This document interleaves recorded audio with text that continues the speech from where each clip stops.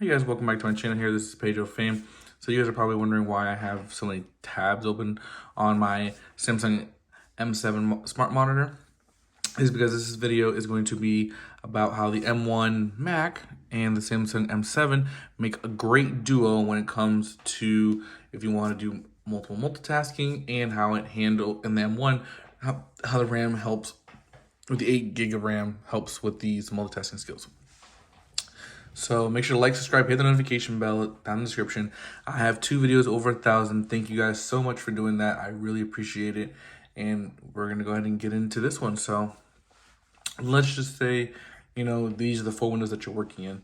So you checking out a picture that you have here. You're like, oh man, I really like that picture. You want to make it bigger. You can do it like that. Memories, things, places, media types. You have, my projects, things like that. So you're going through photos and you're like, oh man, that's pretty cool. You want that up. Let's say you're also a person that watches stocks, also business news. You want to know what's going on with the latest with PlayStation buying Bungie. You want to know why the stock market's rising and falling, why gas prices are going up, things like that. So you come take a look at one here. You see Apple stock a little down at close, but then after hours went back up. Old Disney, you can see here some like cannabis, there's Starbucks, Nike. These aren't mine. These are just random ones that they put up on here, like SP 500, the Dow, Apple, Boeing, really big companies. Disney, obviously, General Electric, Home Depot, things like that. And these are stocks that you can get into and buy. And maybe I'm just watching the market constantly, even though it's after hours, obviously. But you're watching it, seeing how it does, seeing how it's doing after close, things like that. And then you also have from Spotify, you listen to a podcast. Maybe it's like a visual type of podcast, like Off the Record with DJ Academics is. So you would click on an episode, it would pop up. Let's see. Yeah, now Kwame, Boom. he was trying. See, you can. This is a visual. Most of the time, you're probably gonna use this for music, or if you are gonna be listening to a podcast, it's probably gonna be like stop and start, and then you have YouTube up. Or let's say you don't want to do YouTube, you're just managing your YouTube account. This is what you're gonna go through and look at. Let's say you have, let's see. So you're searching up the web, you're web browsing. You want to look at this every once in a while. You're playing it back and forth, while also watching stocks after hours, also doing projects. These are all things that you can do multitasking while doing something else. So this is what the M7 monitor really does really well, is it allows you to, since it is a 32-inch screen, you can have multiple windows open and it looks good. So it doesn't look like too crowded. Like if you had a 24 or 27-inch monitor, it's really hard to have 2 things on at the same time. It's kind of really scrunched up, and it's like I don't really like that, the way that it looks, and doesn't come across very well. If you have an ultra wide, obviously that's really good for side by sides. Not good for what I have, which is a four screen. If you have the 43-inch version of this Samsung monitor, you can have probably 6 tabs that are about this size, and it all looks good. You'll see 2 in the middle, and then the 4 on the edges if you want, or these 4, and then 2 more on the side there, and it all will still look the same. So, or some people have the dual monitor set up. That's really good if you have one complete task and the other one complete task, or if you have let's say 2 32-inch monitors, then you would want to put, you can put 4 and then 1. Let's say you're working on video editing, so you put that on 1. And you have this one where you have 4, or let's say you have 2 and you have 2, but the 2 are like this one whole bottom, this one whole top, these 2 on a separate monitor, and it'd be 2 big ones as well. So those are different ways that you can definitely interact with it more.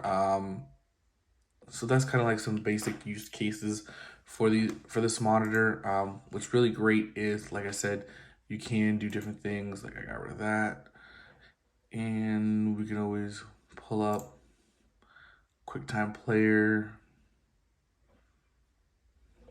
I don't know if that will work right now, but let's quit that one. Yeah, let's go to Keynote. Boom. You see how it pops up? Create a presentation. Boom. Bring this down here. And, well, it's a little big. But like I said, you can always resize it.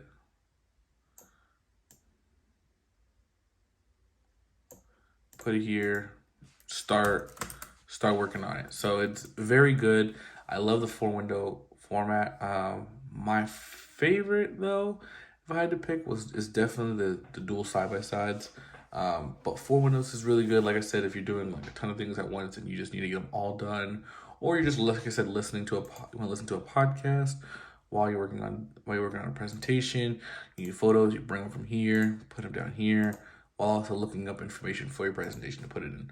So it's really good use case for students. It's really great for video editors. It's really good for people who just need to do multiple things on the computer. That's why you would buy a 32-inch monitor or bigger, is because you're big on multitasking. You really wouldn't do that for gaming. Gaming, you really want to get it smaller. You'd really want a 27-inch because you're just doing one singular focused thing.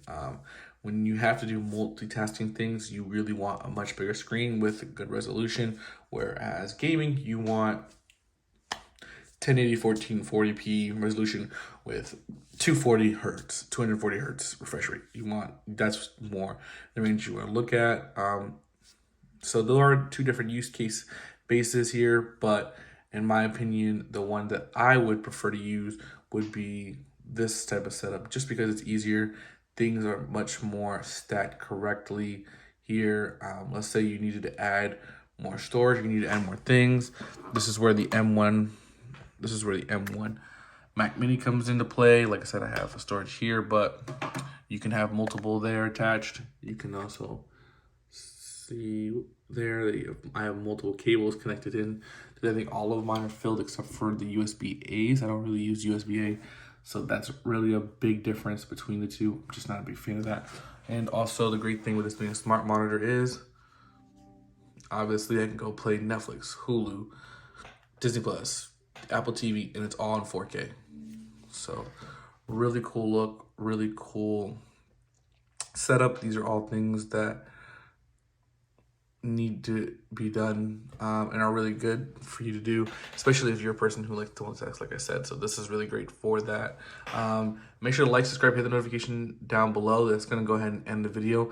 I am going to go ahead and put up some more videos for you guys. I know this one was kind of like a little bit boring, but I did want to go ahead and show you guys the multitasking of this monitor along with the M1.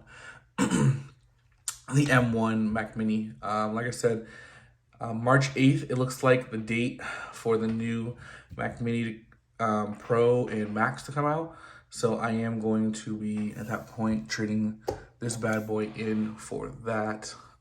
So make sure to stay tuned for that. I'm really excited to get that in hands and really push forward.